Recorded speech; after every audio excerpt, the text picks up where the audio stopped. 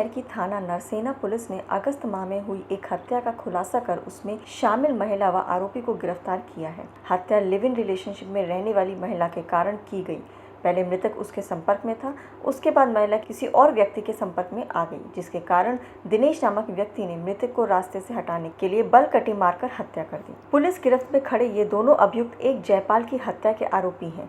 ये महिला सुनीता बिहार की रहने वाली है और कुछ दिनों पहले साहिबाबाद में रह रही थी। जयपाल भी इसके साथ रहता था, जो कि नरसेना थाना क्षेत्र का रहने वाला है। साहिबाबाद में रहने के दौरान ये दिनेश के संपर्क में आ गई। जयपाल और ये महिला और दिनेश तीनों नरसेना गए। जब भी जयपाल से इस महिला का विवाद होता था, दिनेश महिला के पक्ष में बोलता था। इस कारण से दोनों में विवाद होने लगा। महिला और दिनेश ने जयपाल को रास्ते से हटाने की ठान ली और अगस्त माह में एक स्थान पर जाकर बलकटी मारकर जयपाल की हत्या कर दी और शव को ऐसे स्थान पर फेंक दिया जहां पर दिनेश के भतीजे और भांजा रहा करते थे।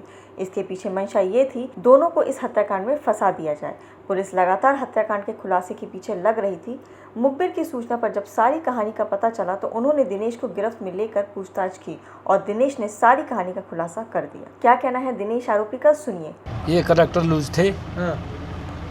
इनके कॉन्टैक्ट गलत थे। अच्छा।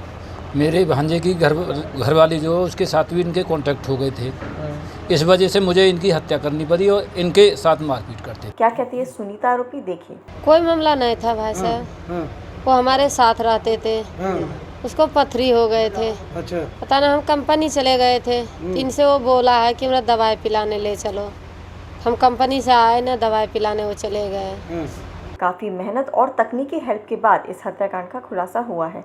उसके बाद आरोपी दिनेश को जेल भेजा जा रहा है। इसकी भांजे और भतीजी की भी तलाश की जा रही है। हत्या में शामिल महिला सुनीता को भी जेल भेजा जा रहा है। क्या कहना है संतोष कुमार सिंह, एसएसपी बुलंदशहर का, सुनिए।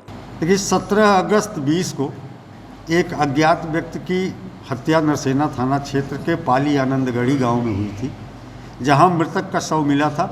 गले पर कटान के निशान थे, धारदार हथियार से गला काटा गया था। सबसे बड़ी समस्या पुलिस के समक्ष ये थी कि जो मृतक था उसकी शिनाख्त नहीं हो पा रही थी। लगातार अथक प्रयास किए गए, लेकिन स्थानीय स्तर पर आसपास के जनपदों से इसकी शिनाख्त नहीं हो पाई। थाना प्रभारी नरसेना के द्वारा निरंतर अथक प्रयास करते हुए तमाम तरह से अभिसूचनाएं संकलित की गई और मृतक की शिनाख्त जयपाल के रूप में हुई, जो शाहजहांपुर जनपद का रहने वाला था। जयपाल श्रीवास्तव उसका नाम था, परोर थाना शाहजहांपुर का रहने वाला था। वो लेबर का काम करता था गाजियाबाद में। जो प्रकरण के अनावरण के बाद जो वस्तुस्थिति स्पष्ट हुई है, उसमें पाया गया कि एक गिरफ्तार जो महिला है, ये बंगाल की रहने वाली है, बिहार की रहने वाली है और इस महिला के संबंध मृतक से थे, जिसके साथ लिव इन रिलेशन में रह रही थी। उसके साथ मृतक जयपाल से जब इसका संबंध खराब होने लगा तो इसके जीवन में दिनेश ठाकुर, जो गिरफ्तार अभियुक्त है, ये संपर्क में आया। ये दिनेश ठाकुर के साथ रहने लगी और इसी उद्देश्य से, इसी विवाद के कारण उसकी हत्या जयपाल की इन लोगों के द्वारा की गई। और रोचक खबरों के लिए यूं ही जुड़े रहें हमारे साथ और हाँ, हमें सब्सक्राइब करना ना भूलें। नीचे दिए बेल आइकन को जरूर